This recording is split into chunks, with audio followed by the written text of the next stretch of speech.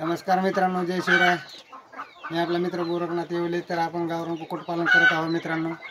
तुम्ही बघू शकता हा पक्षी हा आंधळा पक्षी आहे मित्रांनो. आपण याचं संगोपन वेगळ्या पद्धतीने करतो कारण की याला काही दिसत नाही. तुम्ही बघू शकता याचे डोळे दोन्ही पांढरे आणि याला एका जागेवर आपण खायला प्यायला सगळं एका जागेवर बंदिस्त देतात कारण की याला जर बाहेर सोडलं ना तर याला दुसरे पक्षी मारून म्हणजे याला खायचं सुधारत नाही आणि पक्षी बिले मारतात मित्रांनो. त्याच्यामुळे आम्ही ह्याची जाळी केलेली आहे.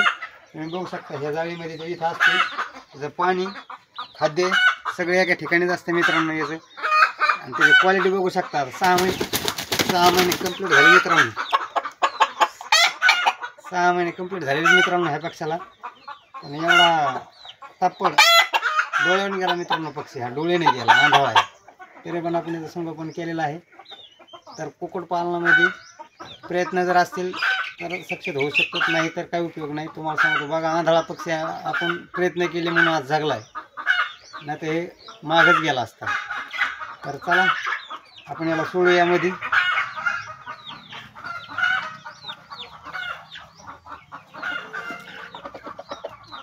बघा मित्रांनो, तुम्ही याला काही दिसत नाही. हे बघा, हात असं केला ना, हे बघा असं हात लावून देतो का पक्षी दुसरा, तसंच हात लावून देत नाही. हे बघा, काही दिसत नाही याला.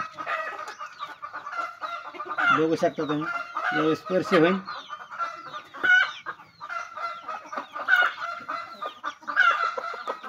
तर मित्रांनो कसं वाटलं आपलं नियोजन. आवडल्यास नक्की लाईक आणि कमेंट करा. नवीन असाल तर आपल्या व्हिडिओला फॉलो करा. धन्यवाद.